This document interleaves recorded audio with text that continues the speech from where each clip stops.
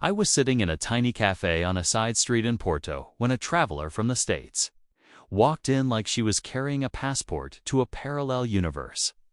She moved with the casual certainty of someone who believed the entire world had quietly conformed to the place that raised her. What happened next became a perfect lesson in how easy it is to confuse local norms with universal laws. She held out a stainless steel cup as if it were some kind of international access card. "Fill it with my usual," she said, placing it on the counter with the gentle thud of expectation meeting reality. The barista smiled, the way locals do when they're trying to read your rhythm before responding. He wiped his hands on a cloth, buying a second to translate not just language, but intention. "We don't really do refills here," he said gently. Her brow furrowed. "But I brought my own cup," she insisted, nudging it forward as though the physical object itself contained the argument for free coffee. "Yes," he replied, his tone still patient, "and we still sell coffee." The confusion on her face wasn't arrogance. It was the genuine shock of discovering an option she believed was as universal as oxygen was actually as local and specific as the pattern of cobblestones outside the door. It was the dawning realization that a system she'd internalized, bring your cup, get a discount, often a refill, wasn't a global treaty, but a regional custom. She walked away mumbling something about Europe being hostile to sustainability. Meanwhile, the barista turned to me, sighed softly, and wondered aloud how caring for the planet had somehow, in this transaction, turned into a polite request for free things. Travel, at its most profound, has this way of lifting a mirror and placing it quietly in front of your deepest assumptions. You don't see the reflection until you bump into it. Later that same trip, in Utrecht, I watched a man from Florida debate with a stoic bike rental clerk because every single bicycle in her shop cost exactly the same amount. "You mean you don't have premium versions?" he asked, peering over the handlebars of a sturdy black model as if searching for a hidden luxury badge. "We have bicycles," she replied, her voice flat with Dutch practicality. "They work. They have 2 wheels, a chain, and brakes." He frowned, his expression that of a man who'd just been told the fundamental laws of economics had been temporarily suspended in this quaint canal city. "But I'm used to upgrades," he explained, as if this were a phrase that carried inherent, undeniable logic. "Better seat, lighter frame, maybe a basket." She didn't blink. Instead, she gestured to a bright yellow bike leaning against the wall. "That one shines in the sun. Maybe it'll feel premium in your imagination." Defeated by logic, he rented the yellow one. I watched him take 3 triumphant, wobbly pedals before veering sideways into a flower stand outside a bakery, because he'd tried to signal a turn with one hand while texting with the other. The cheerful, functional equality of Dutch transport rolled smoothly on around him, while his personal pride skidded right beside the toppled geraniums. The lesson often isn't in the asking, but in the wobble that follows in Munich. Weeks later, the collision was linguistic. A tourist with a loud, friendly voice asked a museum guide why there wasn't a dedicated, separate English-language audio narration for the special exhibit on Bavarian history. "You're in Germany," the guide said. Her voice, kind but firm, a statement of geographic fact. Not an apology, the tourist laughed, a booming, expectant sound, waiting for the punchline that never came.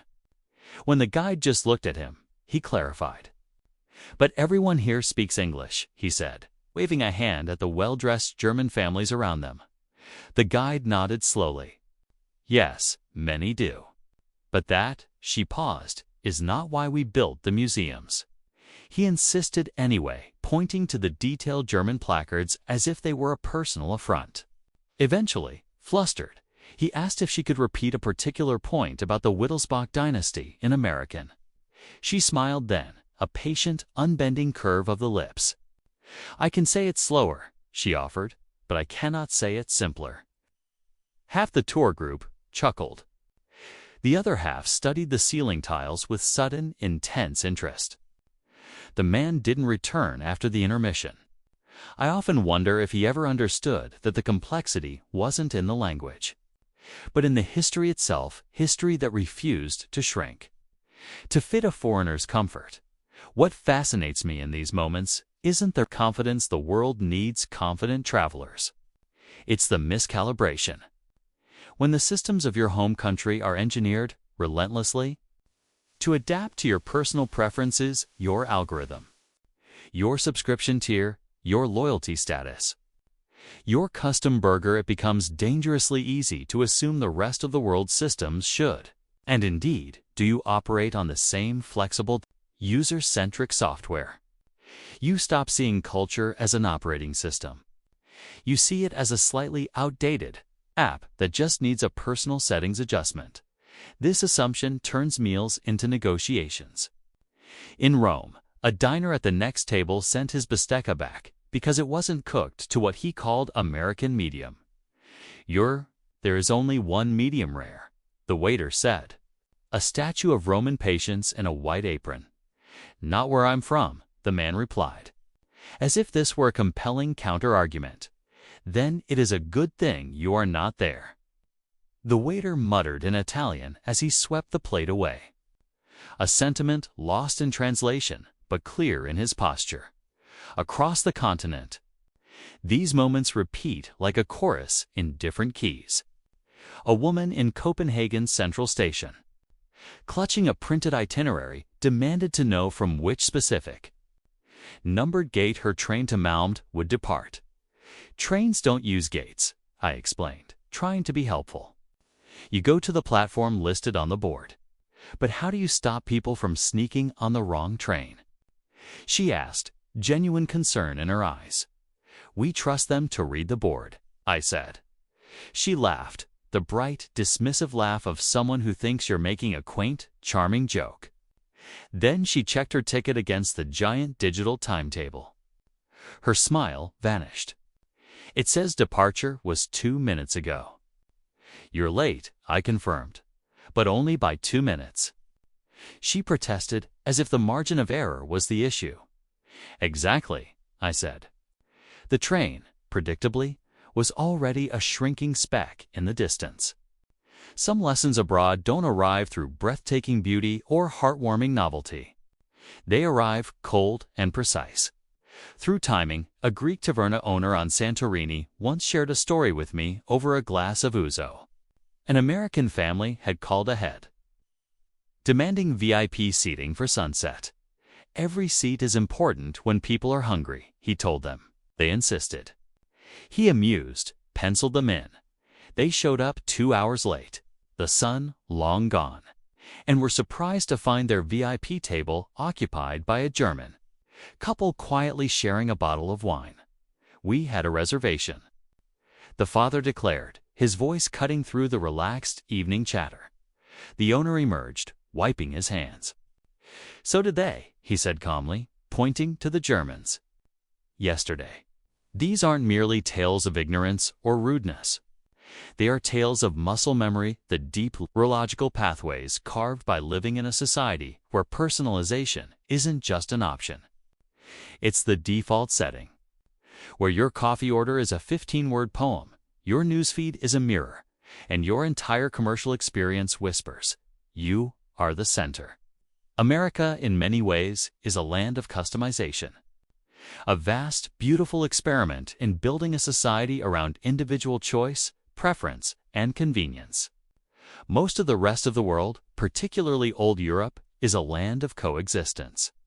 A long, complex experiment in building societies around shared space, shared norms, and a sometimes rigid sense of the collective good.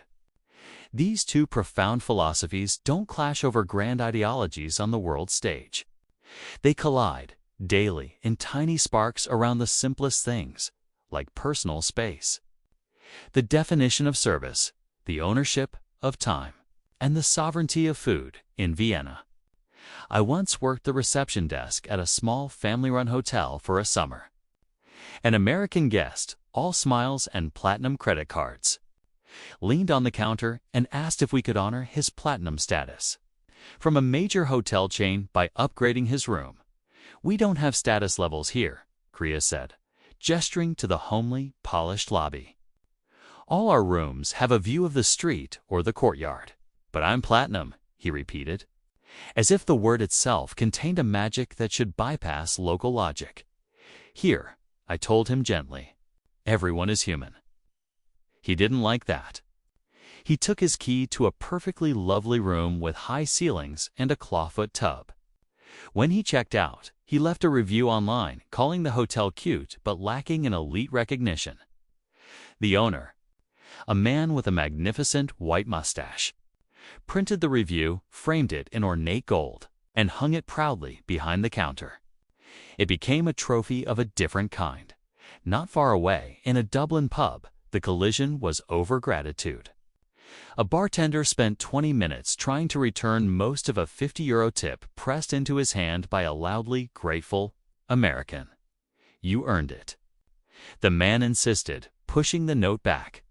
Finally, the bartender pocketed the money with a resigned sigh. "If you keep tipping like that," he said, "I'll be able to retire next Tuesday." The man looked oddly offended. That's not the attitude someone who works for tips should have.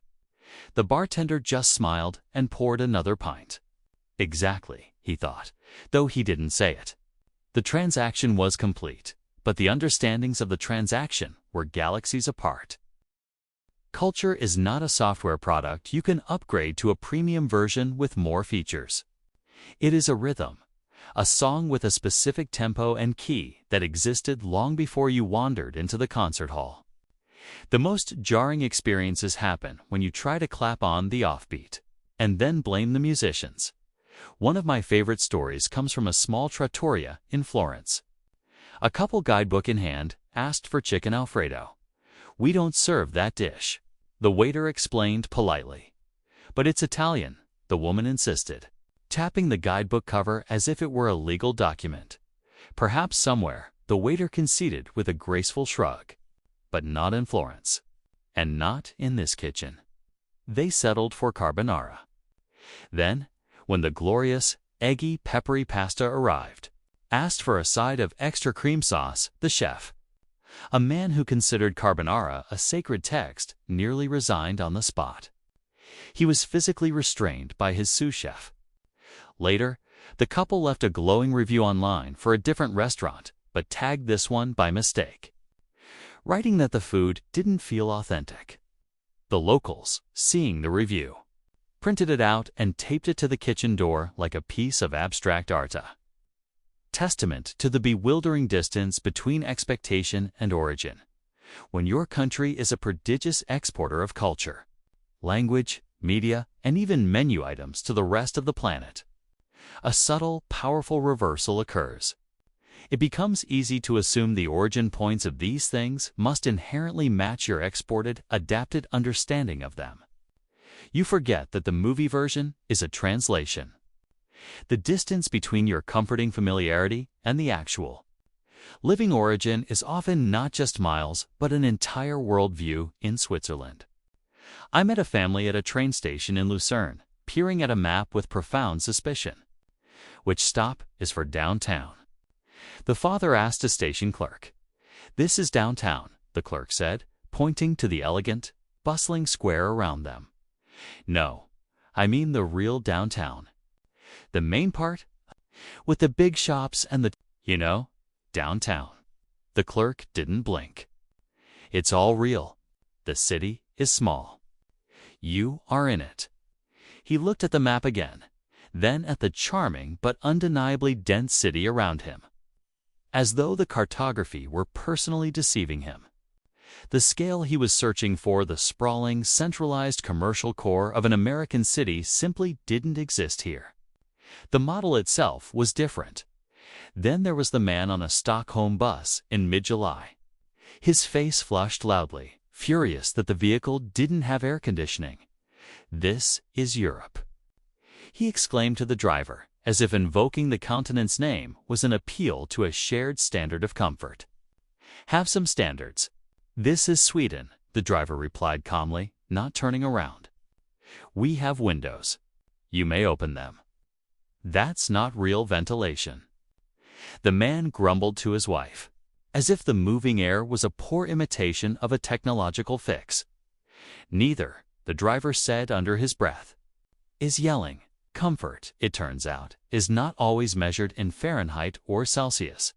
Sometimes, it's measured in acceptance of climate, of design, of a different approach to solving the same problem. In Edinburgh, a tourist stood directly below the immense volcanic rock foundation of Edinburgh Castle, squinting upward. She stopped a shopkeeper hauling out a crate of shortbread. "Excuse me," she said, "where is the castle?"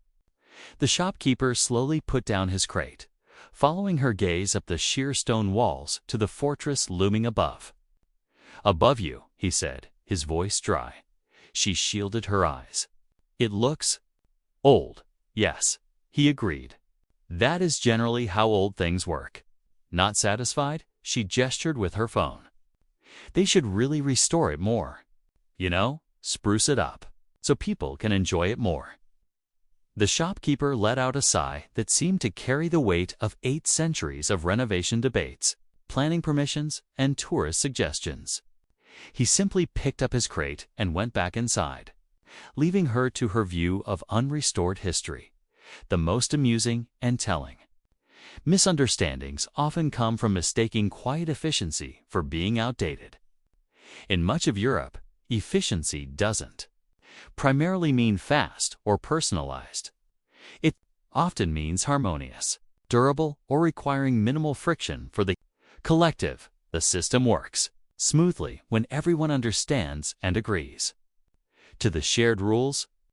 You adjust your personal rhythm to match the flow of the system, not the other way around.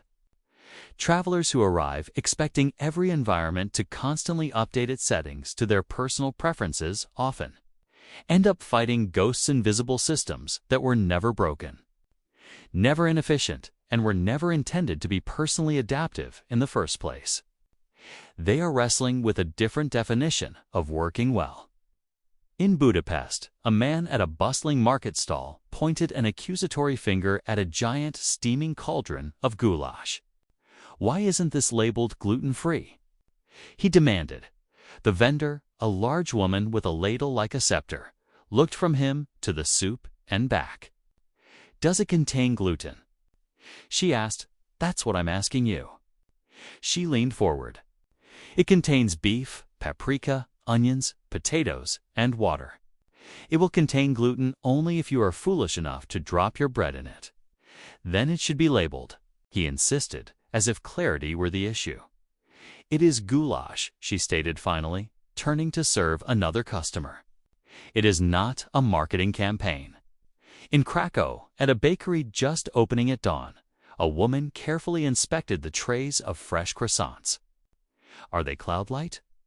she asked the cashier. "They are croissants," he answered, the repetition of the noun his entire argument. "But are they healthy?" She pressed. He paused, a man clearly more accustomed to questions about butter content than beta-carotene. He looked at the golden, flaky pastries, then back at her. "They are happy," he declared with finality. "You eat, you are happy. This is healthy." She looked at the pastry in his hand as if it had just betrayed a fundamental promise. Every single "why don't you do it like we do back home?" spoken in genuine confusion is a tiny, revealing confession. It whispers, "I didn't realize my way was just a way. I thought it was the way." Once in a Prague tourist office, a man stormed in, slammed a folded paper map on the counter, and declared, "Your landmarks are in the wrong places." The young clerk behind the counter didn't flinch. "Which landmark is wrong, sir?" "The castle," he said, jabbing the map. "It's here," he pointed to one spot, "but it's actually up there."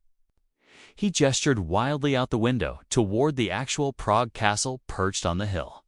She leaned over and looked at his map. "The castle," she said slowly, "is uphill." "You are here." She pointed to a spot at the bottom of the map. "The castle is there." She pointed to the top. "But on this map," he insisted, his voice rising, "uphill is down. The river is at the top." She stared at him for a long moment. Then, with the patience of a saint explaining gravity to a kitten, she said, "Then turn the map."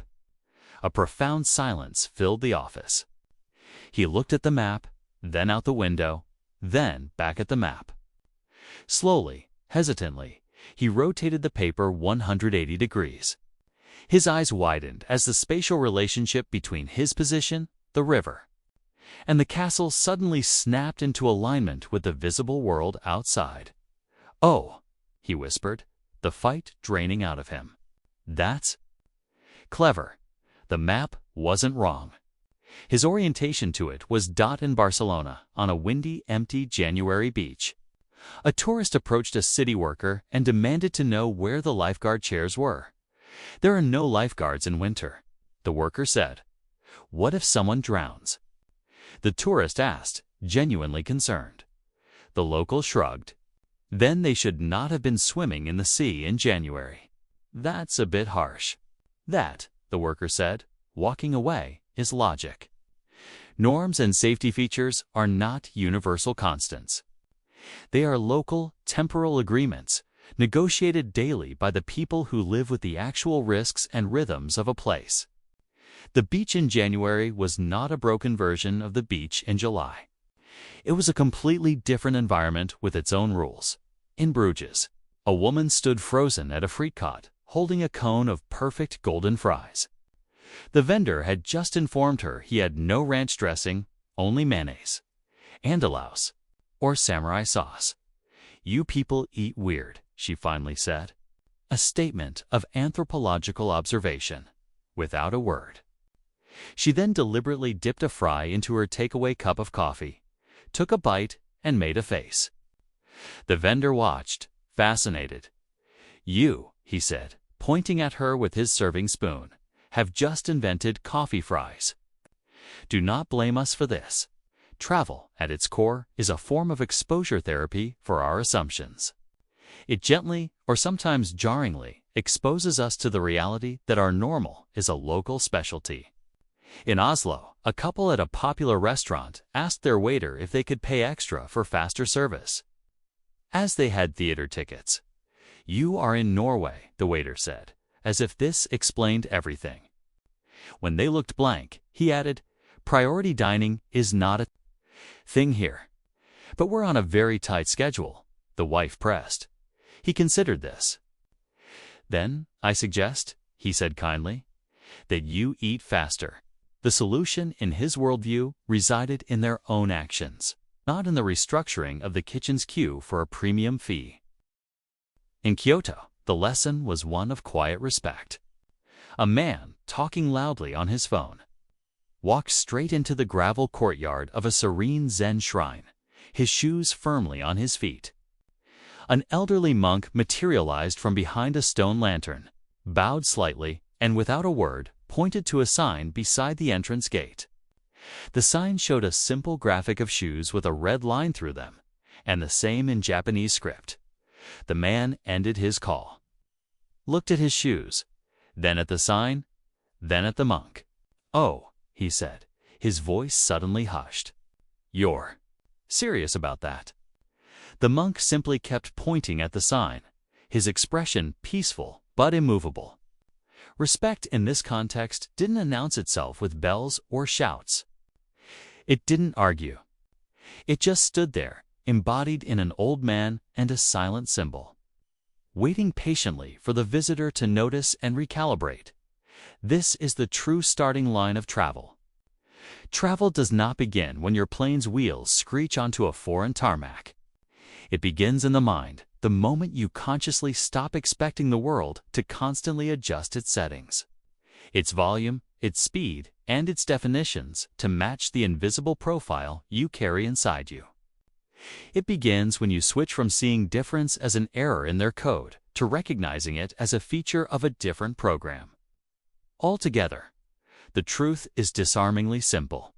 Every single one of us walks through the world carrying a suitcase of invisible habits, stitched deeply into our reflexes by the place we call home. We all have them. Some habits are just more verbose. Some people arrive in new places with the volume of their cultural assumptions turned up to 11, broadcasting on a frequency they assume is universal, but beneath the humor, beneath the misunderstandings, the misplaced expectations, the earnest confusion that fuels 1,000 comedy sketches, there is a softer, more important lesson waiting the world. In all its dazzling, infuriating, beautiful variety, works. It functions beautifully, coherently, and logically according to its own rhythms, its own histories, its own agreements, all without your personal settings. The trains run on time. The coffee is delicious. The bread is happy. The castles are old. And the beaches are empty in winter. All according to a local logic that is complete unto itself. The ultimate purpose of travel, then, is not to collect stamps or souvenirs. It is the practice of learning to admire a rhythm you did not compose. It is the discipline of listening to a song in a key you weren't trained in, not so you can critique the melody, but so you can learn to hear its beauty. It is about surrendering the exhausting need to constantly rewrite the score, and instead, for a little while, just learning to sway to a different beat. And by the time you've truly, internally learned that not as a polite idea, but as a felt reality in your bones, you'll notice a shift. The friction lessens. The confusion becomes curiosity. The frustration becomes fascination. You stop being a tourist trying to navigate a foreign system. You become a visitor. Finally present, finally here.